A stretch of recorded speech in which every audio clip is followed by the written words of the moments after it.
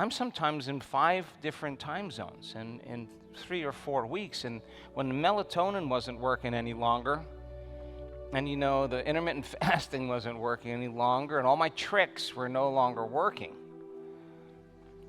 it's because I was way out of homeostasis, way out of balance. I was lecturing when I should be sleeping, lecturing through the night. But I didn't have time to really hit the ground a day or two before, allow my body to switch over to the right time zone. I just would land and I would go.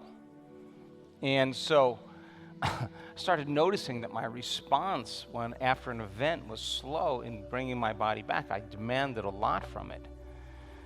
And I went and got a complete body scan. Scan me do the whole thing. I want to see. And then I'm going to take every test. I'm going to take every measurement. And then I'm going to start going to work here.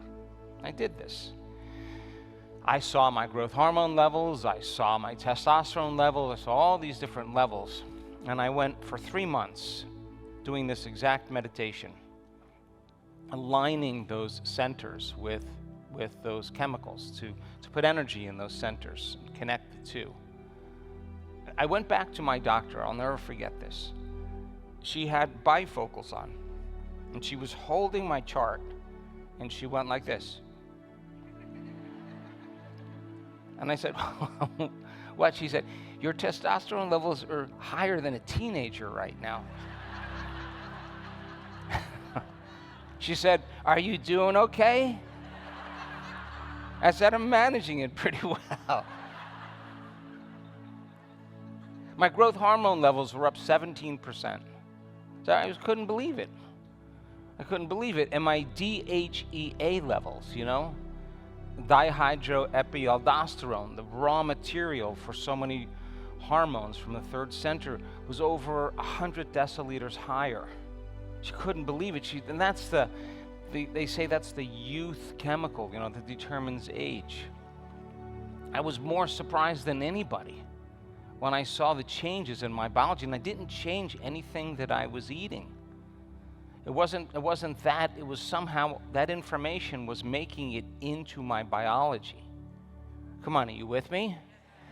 And so you could actually revive your body with a greater expression of youth if you kept connecting 7 to 4. The thymus gland is the fountain of youth, and so many people, when their hearts open up in this community, they tell me all the time in the elevator. People tell me I look different.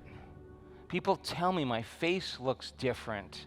Yeah, once energy gets to the heart, it's going to go to the brain. You're going to have life. You're going to feel more life and feel more alive. That's the outcome of that. And the same intensity of blood flow that normally goes into the sexual organs to arouse those centers goes into your heart. Ooh, that's a big moment. In fact, it's so big for certain people. I've seen it over and over again. They need a minute. They're like, whoa, like, let me see if I could relax into this. Do you know what I mean? It's that center. It's opening up, and it is a whole different consciousness. And when energy makes it to the heart, it resets the baseline for trauma in the brain. The heart is informing the brain. We've seen this on brain scans over and over again. It's telling the brain the event is over, the trauma is over, and it resets the baseline in the amygdala. And it literally causes the person to move the body right out of the past. And it's happening because the heart is informing the brain that it's safe to create again. You're changing your biology by thought alone. This is the ultimate mind-body connection. But instead of obsessing about the worst thing that could happen to us and emotionally embracing that future and making a certain chemistry, we're embracing something else to make a different chemistry. Same thing. If you can turn on the stress response just by thought alone, and the long-term effects of the hormones of stress downregulate genes and create disease, your thoughts are going to make you sick. Because you're releasing certain chemicals that are signaling certain genes to downregulate and make cheaper proteins. Upregulate it with your intention, the mind-body connection. That is the ultimate mind-body connection.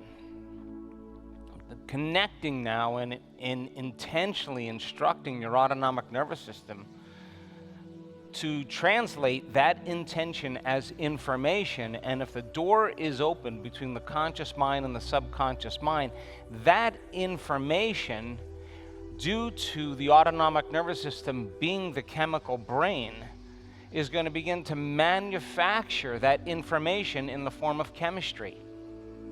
And you could actually change your hormones, because hormones are just genes being expressed to make certain proteins.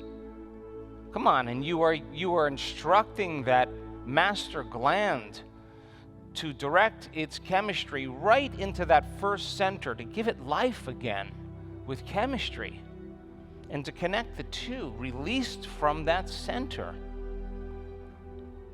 They've isolated those tropic molecules. Those tropins are literally neuropeptides, short-chain proteins that are under 200 amino acids in length.